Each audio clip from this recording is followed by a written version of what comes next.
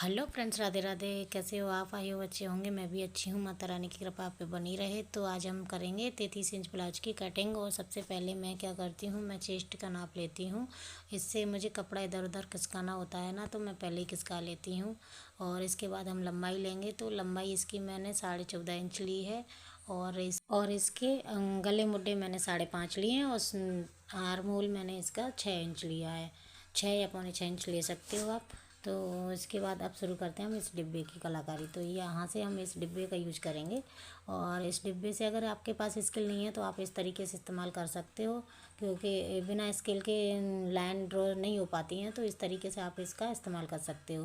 तो इसके बाद मैंने इसके ये जो गहराई का निशान लगाया है वो 1.5 इंच लगाया है, क्योंकि बैक पार्ट पर 1.5 इंच लगाते हैं। और इसके बाद मैंने इसके चेस्ट का नाप लगा लिया है निशान, और कमर का भी लगा लिया है। तो कमर का और चेस्ट का निशान लगा के मैं इस डब्बे से फिर से लाइन ड्रॉ कर लूँगी, क्योंकि स्केल नहीं है मेरे पास। तो मैंने आज जो जिनके पास स्केल नहीं है तो डब्बा तो होगा, डब्बा है और कुछ भी होता है जो भी मतलब कॉपी किताब जो भी मतलब जिसकी लाइन एकदम सीधी होती है उससे आप कर सकते हो। तो ये मैंने एक्स्ट्रा कपड़ा लिया हुआ है मार्जिन का, तो इसको भी लाइन ड्रॉ कर लेंगे। और इसके बाद मैं इसका गले पर निशान लगाऊंगी। तो 2.25 इंच पे मैं इसके गले का निशान लगा रही हूँ बैक पार्ट में। और इसके बाद इसका मैं पीछे का गला बनाऊंगी। तो जो भी है इसका निशान लगा लूँगी मैं, जितना भी अपन को गला रखना है। आपको जितना रखना है आप उस हिसाब से गले का निशान लंबाई ले सकते हो। और इसके बाद ही यहाँ पे मैं लगाऊंगी 3 इंच पे निशान, क्योंकि हमें इसमें गहराई देनी है। तो इस तरीके से इसी डब्बे की मदद से मैं इसको सीधा कर लूँगी। और फिर इसमें मैं दे दूँगी गोलाई, क्योंकि हम इसको सिंपल ब्लाउज बना रहे हैं। तो सिंपल ब्लाउज की कटिंग है, और अस्तर वाले सिंपल ब्लाउज की। इसके बाद मैं इसमें इसको पलट दूँगी। गला मैंने इसलिए नहीं काटा है क्योंकि मैं ना जब अस्तर को इसमें जोड़ लेती हूँ उसके बाद इसकी कटिंग करती हूँ।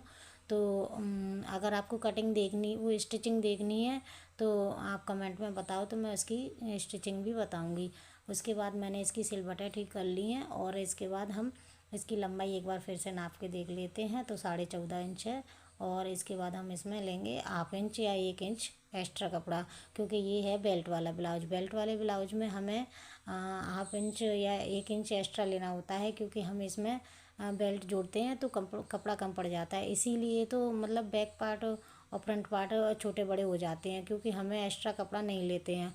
अगर प्रिंसेस कट ब्लाउज बना रहे हो तो हम उसमें बराबर लेते हैं, लेकिन बेल्ट वाले ब्लाउज में किसी भी ब्लाउज में किसी भी साइज़ में आपको 1 इंच एक्स्ट्रा लेना ही होता है।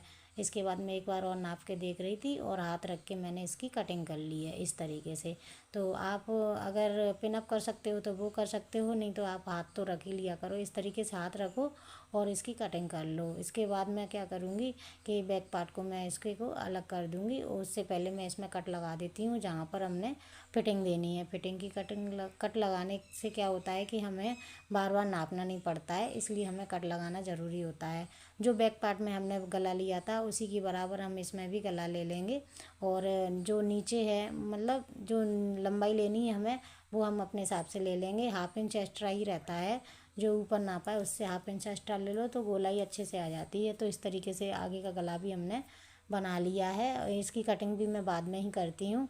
और इसके बाद 2.5 इंच पे मैं लगाऊंगी बेल्ट का निशान। 2.5 इंच के निशान लगा के इसको सीधा कर लूँगी इस तरीके से। अगर हम 2-3 जगह निशान लगा लें तो अच्छा है, क्योंकि टेढ़ा मेढ़ा हो जाता है तो सही से नहीं आती है फिनिशिंग।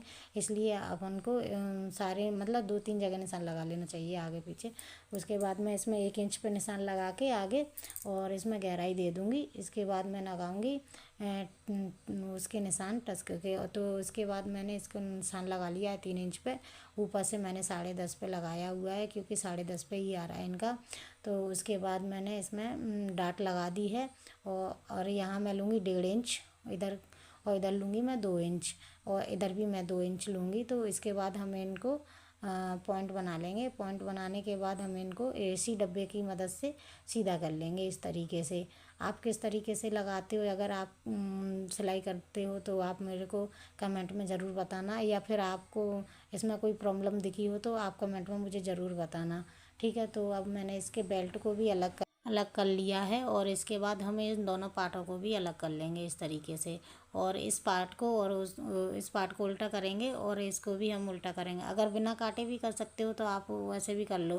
फिर इसको थपथपा के और इसमें जो निशान आ जाते हैं उस पर लाइन ड्रॉ कर देंगे इस तरीके से।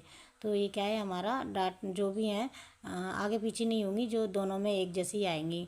तो उसके बाद मैंने ले लिया है कपड़ा और कपड़े पे हम इस तरीके से इसको बिछा लेंगे। अगर आपके पास ब्लाउज का कपड़ा कम है, मतलब जो साड़ी वाला ब्लाउज है उसका कपड़ा कम है, तो आप इस तरीके से रखिए दोनों पार्टों को। और इस तरीके से कपड़े की थोड़ी बचत हो जाती है, तो आपकी बाजू जो है आस्तीन अच्छे से निकल आती हैं। और इस तरीके से मैं फिर इनको रख के और थोड़ी थोड़ी आधा आधा इंच मार्जिन रख के इसकी कटिंग कर लेती हूँ, क्योंकि मार्जिन रखना ज़रूरी है। अब मैं चाहूँ तो आपको इसी पे कपड़े के साथ भी अस्तर को कटिंग करके बता सकती हूँ, लेकिन जब हम सिलाई करते हैं ना तब उसमें प्रॉब्लम